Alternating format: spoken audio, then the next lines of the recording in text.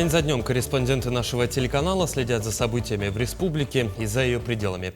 Сегодня, подводя итоги этой недели, мы расскажем вам о самых заметных из них. Вы смотрите программу «Якутия. День за днем». В студии Петр Васильев. Здравствуйте. Вот о чем мы расскажем в ближайший час. В Эмиратах завершился первый раунд переговоров по Украине. В трехсторонней встрече приняли участие делегации России и США. Глава Якутии в роли наставника. В столице стартовал новый образовательный модуль программы «Якутия. Земля героев».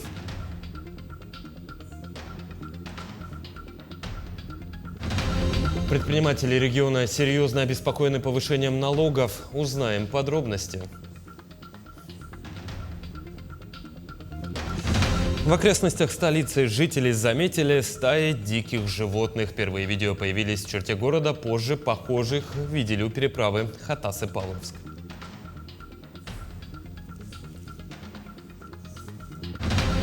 Проверка на прочность во всех смыслах этого слова. На полигоне Торкангаласы прошли испытания новых автомобилей китайского концерна.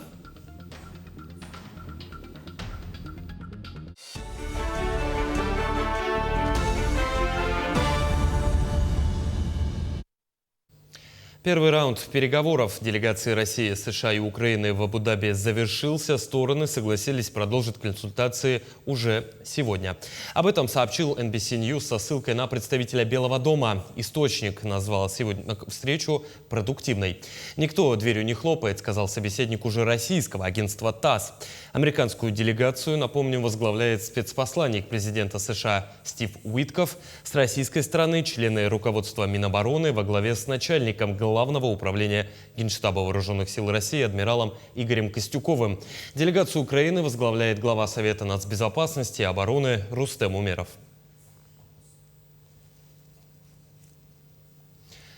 В Москве состоялось заседание правительственной комиссии по вопросам социально-экономического развития Дальнего Востока. Его провел вице-премьер страны, полпред ДФО Юрий Трутнев. Энергообеспеченность стала одной из ключевых тем заседания. Рассмотрели меры повышения эффективности электро- и теплоснабжения населения Дальнего Востока и оптимизации субсидирования межтарифной разницы. Существующий механизм субсидирования тарифов для населения перегружает региональные бюджеты, отметил Трутнев. Субсидии за последние 7 лет выросли в 2,4 раза – с 44 до 105 миллиардов рублей. Это приводит к росту задолженности перед поставщиками энергоресурсов. Сегодня долг региональных бюджетов перед компанией «Русгидро» составляет почти 40 миллиардов рублей, сказал Трутнев. И вот как будут улучшать ситуацию. Прежде всего, надо строить новые энергетические мощности и повышать эффективность работы уже имеющихся. Кроме того, нам необходимо улучшить логистику завоза энергоносителей. Кроме того, мы видим целый ряд проектов, в которых некоторые технологические улучшения могут позволить сэкономить много денег. И такая задача тоже стоит. Для этого мы планируем использовать средства, полученные от дивидендов Росгидро, которые в этом году принято решение не выплачивать. Также в Москве, в центре России, дали старт отбору на 5-й поток программы «Муравьев-Амурский-2030». Она готовит кадры для госслужбы и институтов развития Дальнего Востока и Арктики. Одна из главных целей программы – подготовить новое поколение управленцев. Участников ждет бесплатное обучение с последующим трудоустройством на госслужбе в одном из регионов Дальнего Востока и Арктики. Предусмотрена и международная стажировка в Китае. Курсантами могут стать россияне с высшим образованием в возрасте от 21 до 35 лет с опытом работы по специальности не менее 2. Регистрация на новый поток проходит через сайт «Муравьев-Амурский-2030». Прием заявок продлится до 16 марта. В 5-м потоке, к слову, предусмотрено до 65 мест, говорят организаторы. А прямо сейчас на 4-м потоке обучение проходит 5 якутян. Когда мы думаем о воспитании нового поколения управленцев, это наша великая страна между Дальний Восток и Арктика – это в первую очередь дело молодых, это в первую очередь дело амбициозных, те, которые видят в этом будущее, те, которые реагируют на масштаб задач. Если есть одно словосочетание, почему людям нужно идти работать и связывать свою судьбу с Дальним Востоком и Арктикой, то это словосочетание «масштаб задач».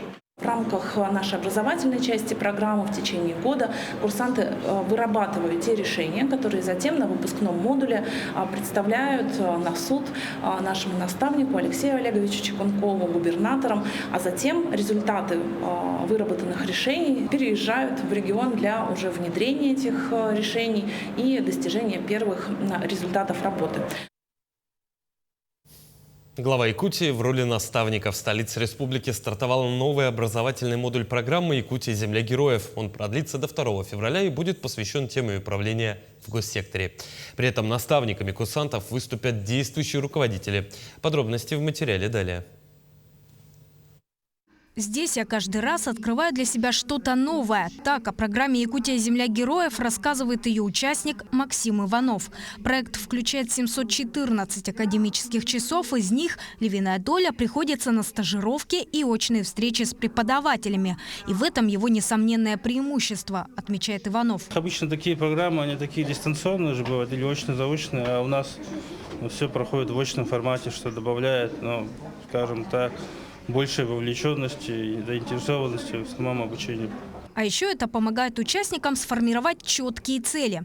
Каждого из курсантов можно назвать амбициозным учеником. Кто-то мечтает развиваться в уже занятой сфере, а кто-то пробует себя в чем-то новом. То, что я хотел реализовать, я уже реализовался. Я буду работать в той сфере, в которой я и так работаю, сфера образования. Задача у меня, я как вижу, это патриотическое воспитание молодежи и взрослых, тоже их родителей молодежи. Самое главное – это участие, соучастие и сочувствие, и понимание, что хочет население, народ и что хочет государство. В любом случае наступать на свои грабли здесь не получится. В арсенале у ветеранов лучшие наставники и их управленческий опыт. Это и министры, и руководители крупных компаний, и даже сам глава Якутии Айсен Николаев. Это во многом начало нового этапа ответственности. Поэтому я прошу, чтобы после назначения у вас интерес к обучению программы. С курсантами глава Якутии пообщался прямо перед стартом нового образовательного модуля. Не просто дал напутствие, но обратил внимание на итоговый проект каждого участника. Как отмечает член Общественного совета «Якутия. Земля героев» Наталья Кашперская, они внесут изменения в жизнь всех якутян. Это тот проект, который, естественно, внесет изменения в нашу с вами жизнь, в жизнь обычных людей. Это вопросы газификации, это вопросы транспортной доступности, это вопросы патриотического воспитания и многие-многие другие те вопросы, которые мы считаем действительно актуальными и сейчас еще не совсем уверены в том, как нужно верно подойти к их решению. При этом ждать этих изменений долго не придется, уверена Кашперская. Первые назначения участников программы уже прошли. Сарглана Неустроева, Виктор Дичковский, Якутск. 21 января свой профессиональный праздник отметили военные и инженерные службы, в состав которых входят и саперные подразделения. О работе саперов добровольческого отряда «Барс-2» Ботур смотрите в сюжете нашего военного корреспондента.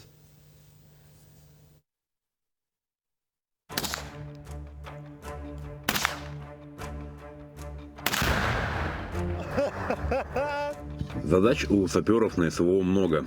Они первыми заходят в освобожденные населенные пункты, проверяя все подходы и обеспечивая безопасное продвижение российских войск.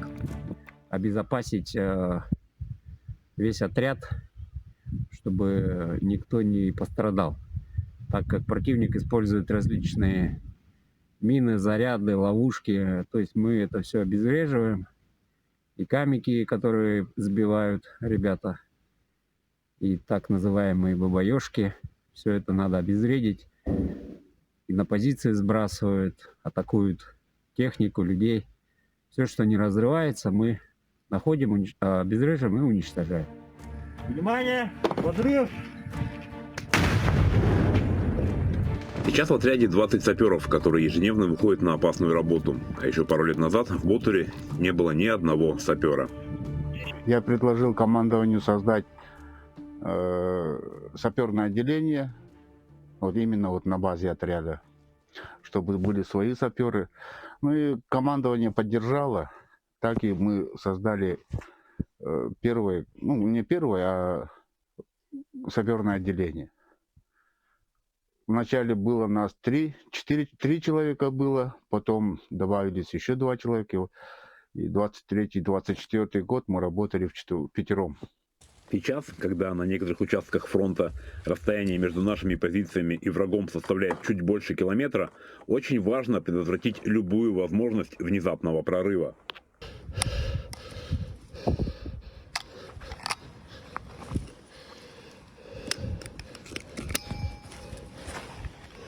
Мы укладываем противотанковые мины, противопехотные. Опасная работа, связанная непосредственно с тем, что во время минирования вражеские беспилотные аппараты летательные постоянно кружат над нами. Ну, у нас есть сопровождение РЭП, которое нас прикрывает, пехота.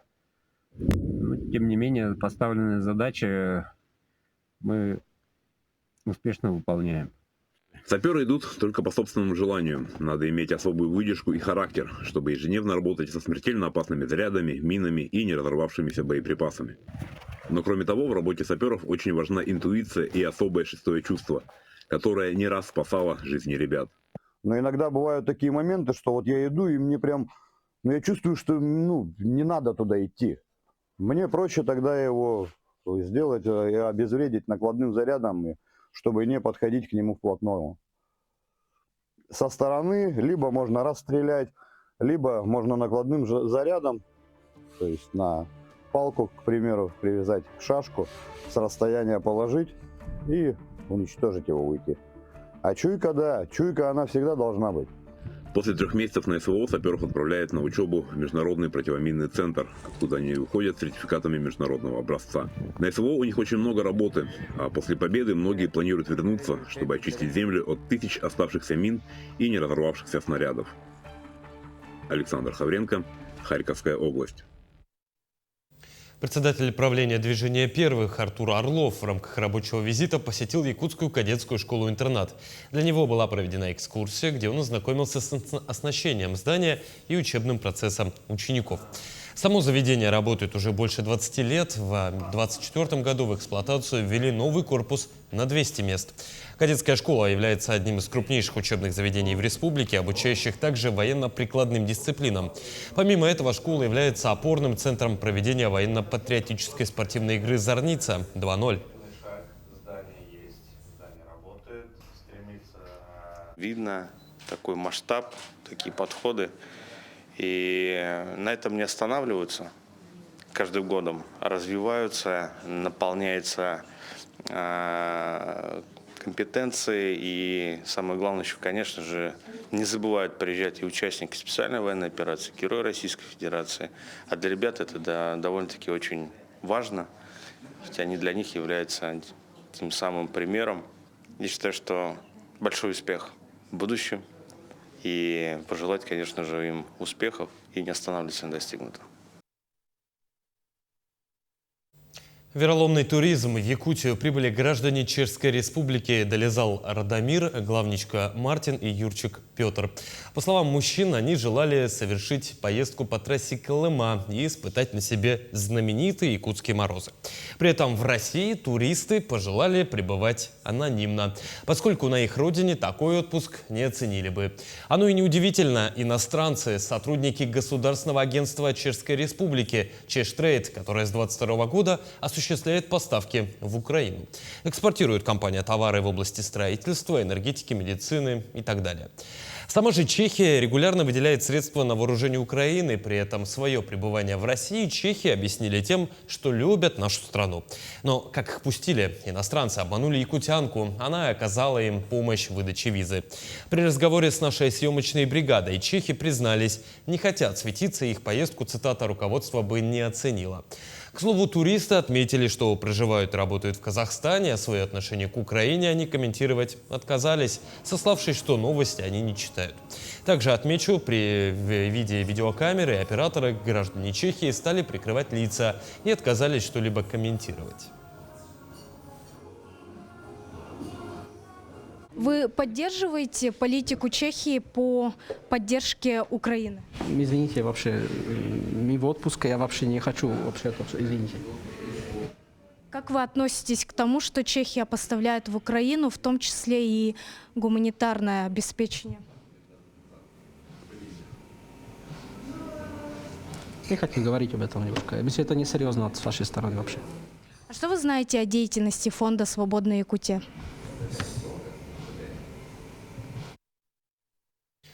Мы продолжим подводить итоги минувшей недели после небольшой паузы. Оставайтесь с нами.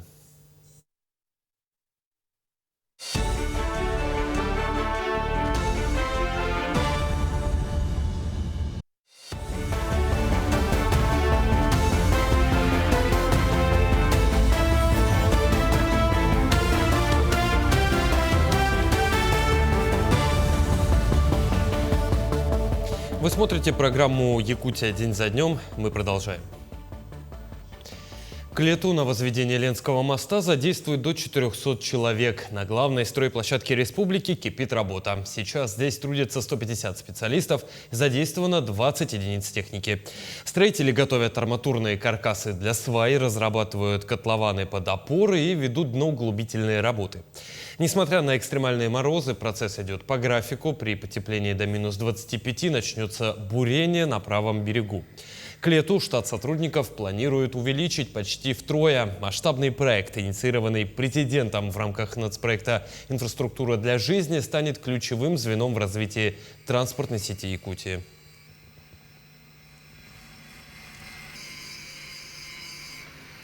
В селе Амга начинает работу современный медцентр на 200 посещений в смену. На открытии побывал глава Якутии Айсен Николаев, который отметил, такие объекты появляются не только в городах, но и на селе. Это улучшает качество жизни. Внутри женская консультация, взрослая детская регистратура, дневной стационар на 5 коек, лаборатория, кабинеты узких специалистов, а еще новейшее оборудование, рентген, УЗИ, эндоскопия, маммограф, флюорограф и даже лор-комбайн. Впервые в районе. Поликлиника построена по нацпроекту «Продолжительная и активная жизнь». Она будет обслуживать более 16 600 человек, все население Амгинского района. Сегодня искренне радуюсь за своих коллег, потому что у них появилось новое, прекраснейшее современное здание, напичканное всевозможным современным медицинским оборудованием, которое позволит, в первую очередь, приблизить диагностику здесь, в селе непосредственно Амга для жителей, сделать эту диагностику доступной. Плюс врачам очень хорошее подспорье, они оперативно будут принимать решения по лечению, профилактике тех или иных заболеваний, также оперативно отправлять в случае необходимости в больнице 3-го уровня. Порадовался за офтальмолога, потому что у него появилось новое медоборудование, и мы вот тесно уже давно работаем с коллегами. Школа номер 1 в центре Якутска откроется уже этой весной. Первый заместитель председателя правительства республики Дмитрий Садовников провел совещание, посвященное строительству социально значимых объектов в регионе. В ходе обсуждения отметили, вопрос строительства 6 фельдшерско-акушерских пунктов и врачебной амбулатории в Улусах остается открытым из-за отсутствия финансирования. Тем не менее, строительство 2 школ приближается к завершению. Новое здание специальной коррекционной школы на улице Пирогова в столице должно быть сдано к концу года. Ну а первая школа в Якутске на последних стадиях завершения работ. Открытие запланировано уже на март. Мы обсуждали вопрос строительства первой школы. Сегодня заказчиком вопрос ведется по выдаче заключения завершения строительства. И здесь, конечно, мы рады за подрядную организацию, за учащихся, за жителей города Якутска, что данный хороший объект в центре города, не меняя свой облик, по сути, будет сдан и на радость нашим детям, образовательному, как говорится, комплексу города Якутска. Сегодня к этому мы идем. Во Владивостоке на сопке «Орлиное гнездо» продолжается возведение музейного и театрально-образовательного комплекса. Он объединит филиалы 3 ведущих учреждений культуры – Третьяковской галереи, Мариинского театра и Российского государственного института сценических искусств. Подробности в материале Иннокентия Кычкина. Во Владивостоке идет строительство самого масштабного на Дальнем Востоке культурно-образовательного комплекса. Данный объект объединит в себе филиалы 3 ведущих учреждений культуры – Мариинский театр, Третьяковскую галерею и Российский государственный институт сценических искусств. Общая площадь будущего центра составляет более 86 тысяч квадратных метров. В 2025 году ключевые работы были сосредоточены на формировании внутреннего каркаса здания, возведение перегородок, стен, плит перекрытия и консолей, а также монтаж инженерных коммуникаций и лифтового оборудования. Сейчас у нас очень активная фаза в строительстве. Это возведение перегородок, плит перекрытия, консолей, а также монтаж инженерных систем и лифтового оборудования. Также важным этапом стало завершение работ по устройству кровли на крыше института и завершение работ на ступенчатой кровле музейного комплекса.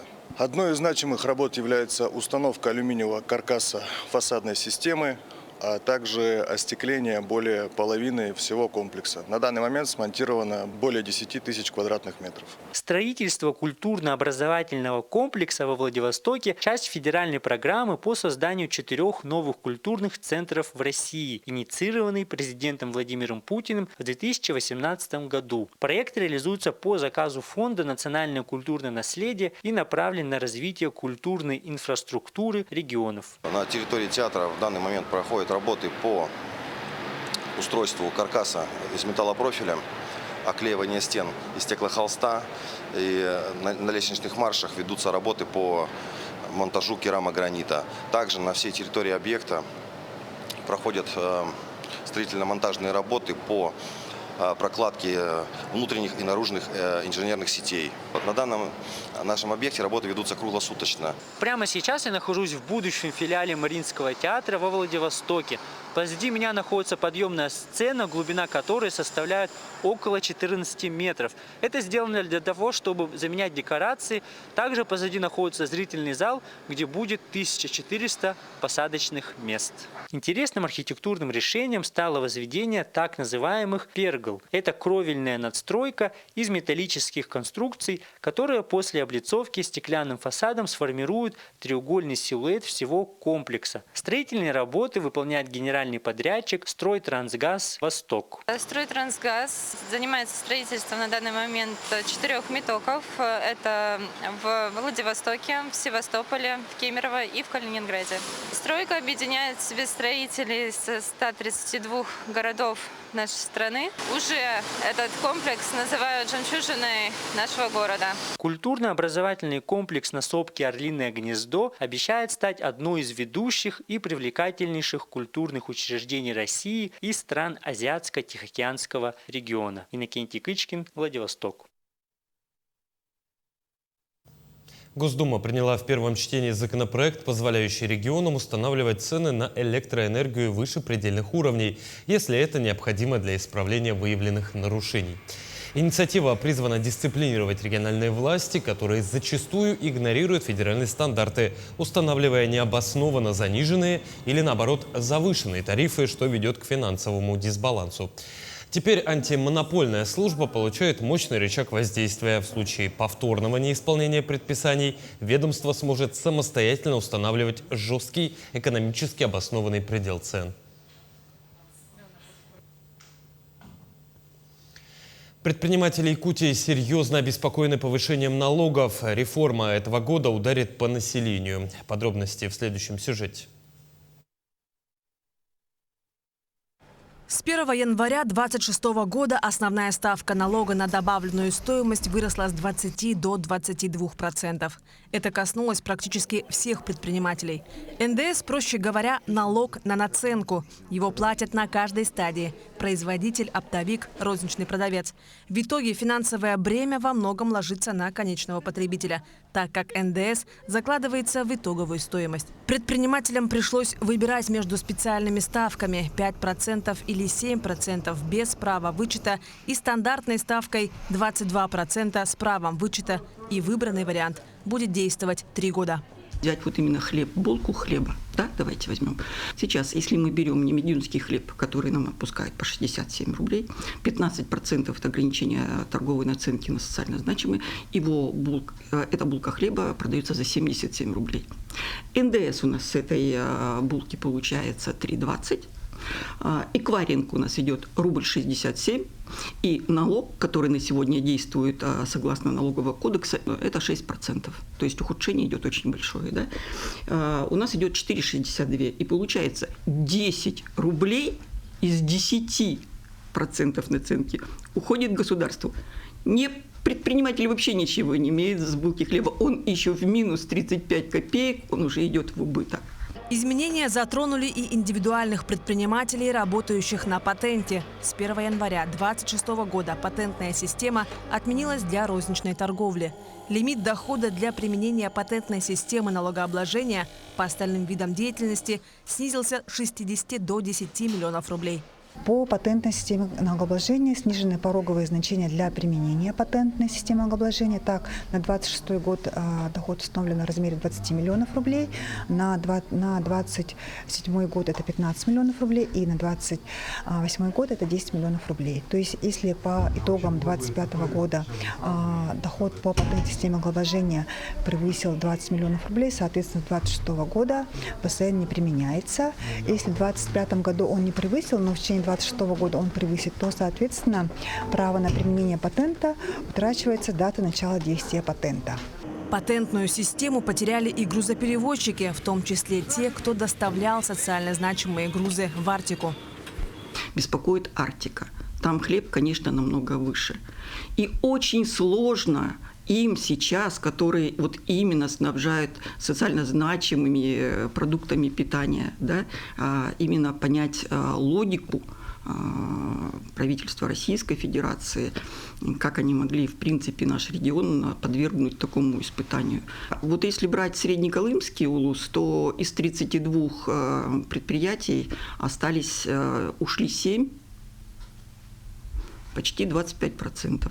Сегодня я разговаривала с Белой горой, у них было 7 магазинов, 2 ушли, плюс еще ушли 2 предпринимателя, которые занимались грузоперевозкой. Вы знаете, что это очень важный вид деятельности. Сегодня предпринимательское сообщество разрабатывает инициативу, которая направлена на признание Якутии регионом особой зоны экономического развития, чтобы налоговые изменения касались республику иначе, учитывая логистические и климатические особенности. В принципе, я написала письмо в наш федеральный исполком Евгению Алексеевичу Репик. Он прочитал письмо и поддержал нашу позицию деловой России. Они должны были 26-го встретиться с Владимиром Владимировичем Путиным, передать вот это вот предложение. Они сказали: обращайтесь к вашему федеральному куратору и Трутневу. Есть те моменты, которые можно согласовать с правительством Российской Федерации, и можно подумать об особых условиях ведения бизнеса в нашем регионе. Марферина Алексеева, Иван Саркаумов, Якутск. В минувшем году Якутия сделала решительный шаг в будущее, определив креативную экономику как основу своего долгосрочного процветания. Главное достижение года – запуск проекта «Синергия Арктики» стоимостью в 5,5 миллиардов.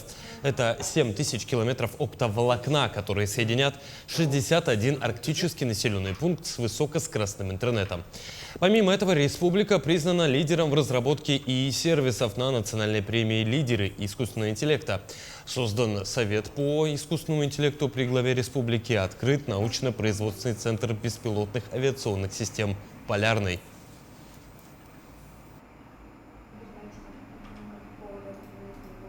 Одно из, наверное, таких приоритетных направлений – это у нас кино. Все-таки у нас все зрители любят его, ходят, смотрят. И это даже подтвердилось тем, что в 2025 году у нас были рекордные сборы в кино. Это 275 миллионов рублей. Это гораздо больше, чем 223 и 2024 года вместе взятые. У нас, как видно, очень любят кино, ходят в него, и в том числе это сказывается также, что есть у нас проект «Экстра Синема», и в районах люди тоже очень активно посещают у нас кинотеатры. Мы продолжим подводить итоги недели после небольшой паузы. Оставайтесь с нами.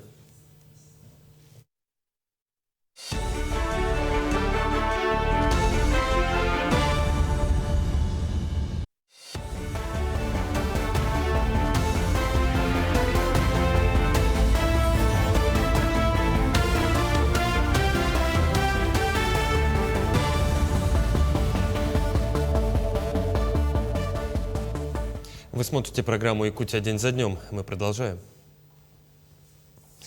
Владимир Путин заявил на совещании с членами правительства, что необходимо постоянно совершенствовать систему поддержки семей с детьми. По словам главы государства, все меры в демографической сфере и поддержки семей, которые реализуются в России, должны опираться на мнение граждан. Также президент обращает внимание, что на прямую линию поступали предложения продлить работу ясельных групп в детских садах, чтобы родители могли забирать детей домой в более удобное время после завершения рабочего дня. Путин заявил, он обсудил этот пример с премьер-министром страны Мишустиным и вице-премьером Татьяной Голиковой.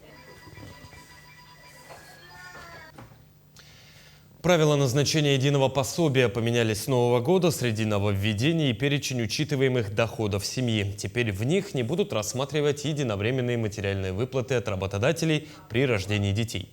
Для возникновения права на выплату меры поддержки необходимо иметь доход в размере не меньше 8 МРОТ. С этого года при определении заработка также учитывается и пособие по временной нетрудоспособности.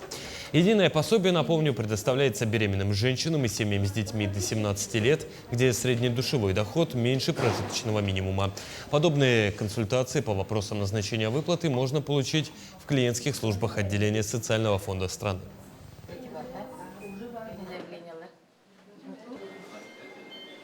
Единое пособие назначается на 12 полных месяцев, и после истечения этого срока подается новое заявление, и уже по новым извинениям будет рассматриваться заявление. Граждане могут обратиться за консультацией, за ответами на свои вопросы, интересующие вопросы, и как правильно заполнить заявление. Наши специалисты помогут при заполнении заявления, и ответят на все интересующиеся вопросы. В Якутии традиционно состоялось январьское совещание работников образования. Ключевой повесткой этого года стало формирование профессиональных кадров для различных отраслей, в особенности подготовка высококвалифицированных педагогов. Подробности в сюжете далее. Якутия за последние годы добилась значительных успехов в сфере образования. Регион по итогам 2025 года занял 21 место по сдаче итоговой аттестации и 24 по участию во всероссийских олимпиадах. Глава республики отметил, что таких результатов не было бы без учителей и преподавателей. Конечно же, я считаю также необходимым расширять деятельность учебного центра на базе Института развития образования и повышения квалификации. За 2 года педагоги центра дистанционно подготовили к ЕГЭ более 4000 учащихся из разных районов. Эффективность подготовки, вот я специально цифры смотрел, она впечатляет. У нас прирост результатов по этим детям по профильной математике превысил 70%, по физике 53%. В Якутии на сегодняшний день работает более 30 тысяч педагогов. Тем не менее, присутствует нехватка в более чем 1500 учителей. Для решения данной задачи в школах республики открылось более 100 педагогических классов. А для помощи молодым педагогам был создан цифровой ассистент, к которому уже подключились более 1200 работников. Здесь у нас есть очень много ресурсов и региональных наших, и федерального уровня. Более того, мы апробировали в прошлом году, в этом году уже начали реализацию проекта по цифровому помощнику наших педагогов. Более того, в этом году мы приступили к апробации в 12 школах проекта «Сетевой учитель» благодаря поддержке издательства «Просвещение». В школах Якутии повсеместно открываются профильные классы, где обучают будущих медиков, промышленников, программистов, педагогов и многих других. Сейчас их открыто более 300. Для подготовки новых кадров у нас есть очень сильно, в нашем Сунтарском улусе работает наставничество очень сильно. В Сунтарском улусе есть очень много профилированных классов. Это у нас есть, например, педкласс, педагогический класс. Каждый год мы проводим, как Ассоциация молодых педагогов, проводим агитации, чтобы наши ученики, скажем так, пошли по нашим стопам. Кроме того, идет рост количества поступающих на среднее профессиональное образование. По России число школьников, поступающих на СПО, составляет 62%. В Якутии же это число выросло до 25%, что повышает необходимость в расширении числа мест и развитии специальных образовательных программ.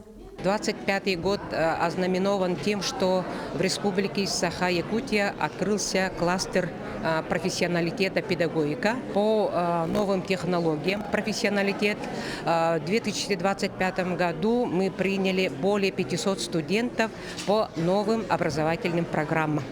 Конечно, созданы все условия, 9 зон организованы на базе Якутского педагогического колледжа. Это оборудование, инструменты, методички. Все соответствуют именно подготовке высококвалифицированных специалистов. Молодые педагоги получают большую поддержку от правительства России и республики, работая по программе «Земский учитель» в селах, а также в арктических и северных районах.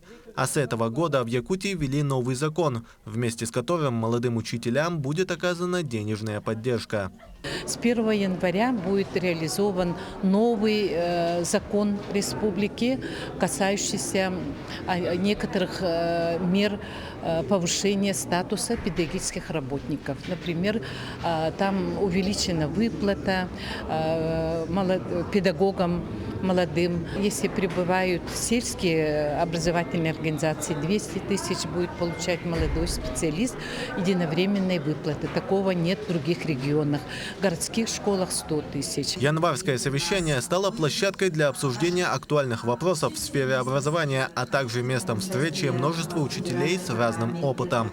Итогом встречи стали новые цели и задачи в повсеместном развитии образования в Якутии. Тимур Калмогоров, Элита Махно, Якутск. Сотрудники прокуратуры провели проверку по факту отравления хлором в бассейне. В общей сложности пострадало 13 детей. Им поставлен диагноз токсическое действие хлора легкой степени, химический ожог глаз легкой степени и назначено амбулаторное лечение. Напомню, инцидент произошел в декабре прошлого года во время тренировки. В ходе проверки выявлены превышение остаточного свободного хлора, использование приборов и реактивов, которые не отвечают установленным требованиям, отсутствие лабораторного контроля на этапах водоподготовки и системы дозирования поступления реагента в воду в необходимых количествах.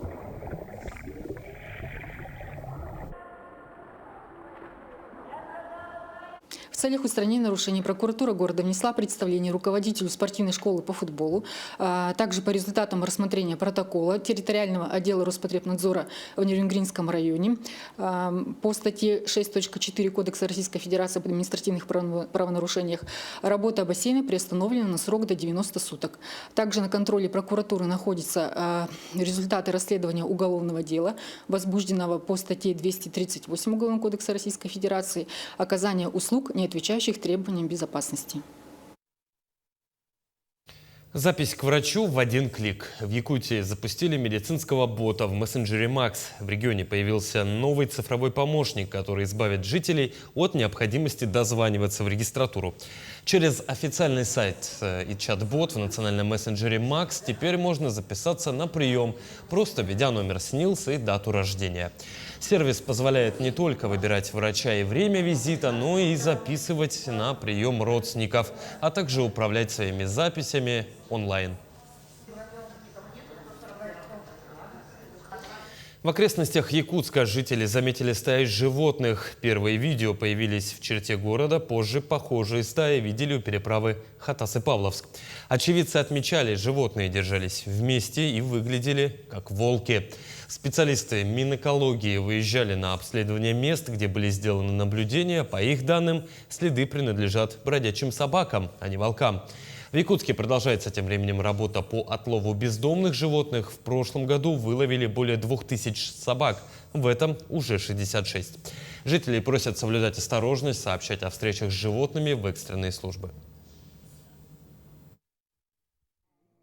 Вчера наш общественный активист выезжал на переправу, а также на Малый и Большой Хатыстах, острова, которые рядом с городом, за 202 микрорайоном.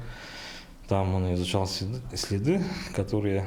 Там следов волков также не обнаружено. Это, скорее всего, одичалые собаки, которые там постоянно обитают на островах. И у них повадки не городских собак, они сбили стаю и ходят так, как дикие, получается, животные. Мы продолжим подводить итоги недели после небольшой паузы. Оставайтесь с нами.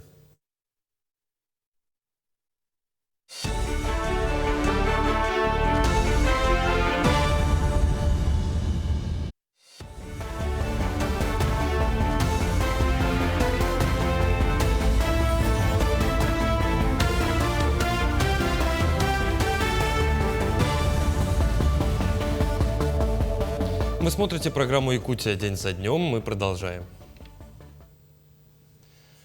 50 новых автобусов пополнили автопарк Якутска. Техника марки «Волгабас» уже в ближайшее время выйдет на городские маршруты. Ключи от автобусов водителям вручили на Комсомольской площади. В церемонии принял участие глава Якутии Айсен Николаев.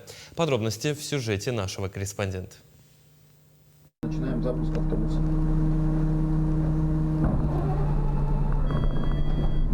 Ключи в руках водителей, двигатели готовы к запуску. На Комсомольской площади сразу 50 новых автобусов. Это техника большого класса, которая рассчитана на высокий пассажиропоток. Хорошая синхронизация коробки и двигателя, то есть машина работает без рывков, плавность движения осуществляется, то есть удобство для пассажиров, это, во-первых, комфортная езда.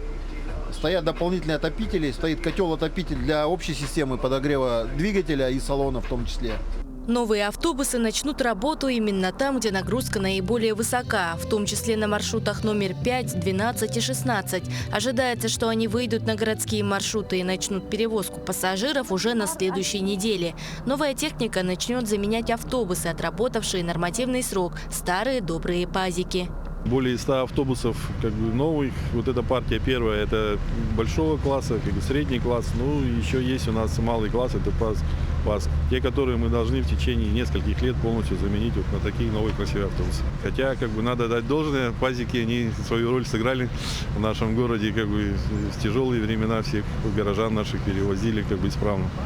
Одно из ключевых нововведений – современная система оплаты проезда. В новых автобусах будет внедрена бесконтактная оплата. Пассажиры смогут расплачиваться наличными через специальные валидаторы, а также с помощью QR-кода.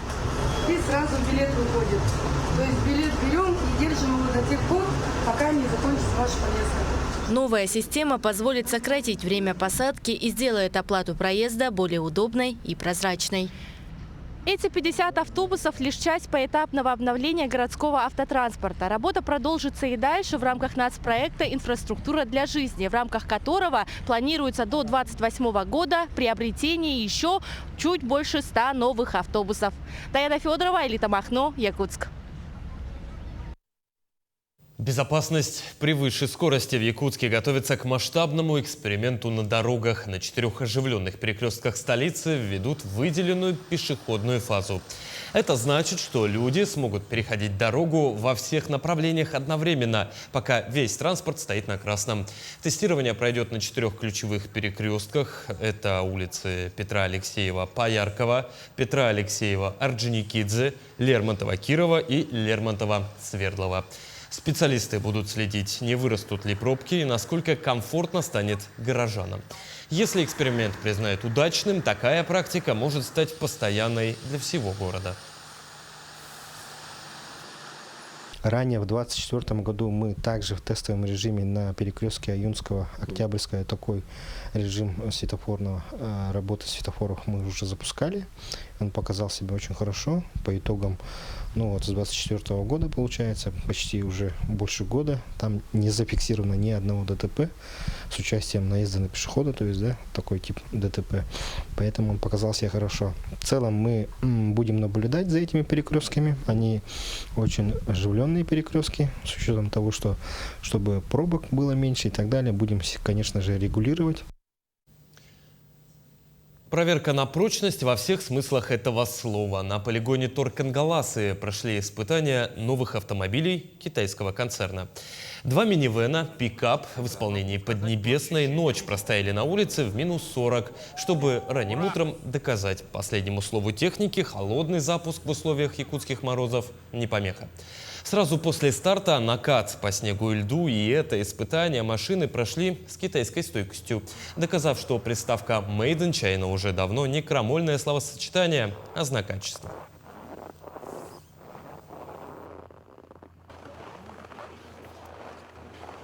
Мы сейчас продвигаем бренд испытанного в Якутии, да, и для техники это испытание вот в холодах, если техника работает, это очень важно не только для университета, это важно для республики, для страны. Все-таки сейчас очень много компаний уже начинают входить и в российский рынок, да, и то, что именно если такие холода техника выдерживает, то она может работать в любом регионе России. Свое столетие отпраздновала жительница республики Анна Евсеевна Атласова. В честь знаменательной даты ей торжественно вручили почетный знак долгожителя Якутии, которому предлагается единовременная выплата – 1 000 000 рублей. Анна Евсеевна родилась 23 января 1926 года в селе Тастах Намского района. Рано оставшись без отца, она воспитывалась в семье брата-матери. В годы Великой Отечественной девушка выучилась на счетовода и всю последующую жизнь посвятила бухгалтерии в сфере здравоохранения, проработав в Нюрбинском, Момском районах и в Якутске.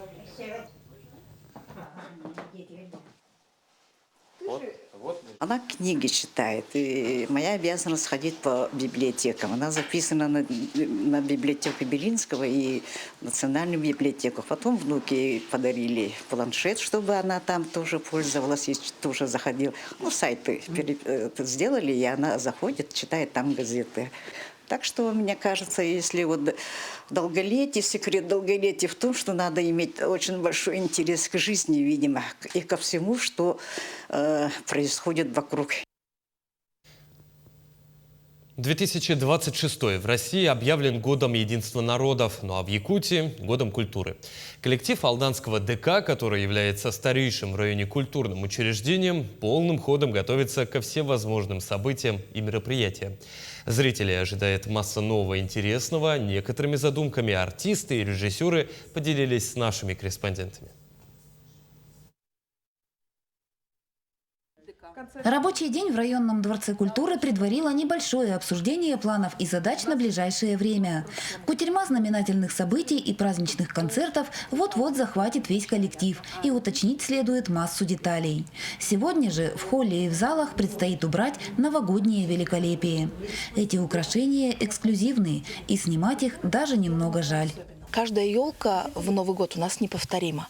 И вот посмотрите, какие у нас снежинки.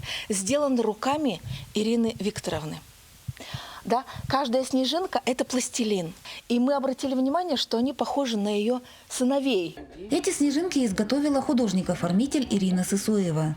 Процесс создания каждого шедевра долгий и трудоемкий. И, выполняя задуманное, мастер в прямом смысле сделала невозможное. На это тратится большое количество времени, но так как у нас всегда сжатые сроки, быстренько все надо сделать. 2 ночи. 2026 в России объявлен годом единства народов, а в Якутии – годом культуры. В районном ДК Алдана работа по подготовке проектов и мероприятий идет полным ходом. Калейдоскоп событий обещает стать ярким и причудливым.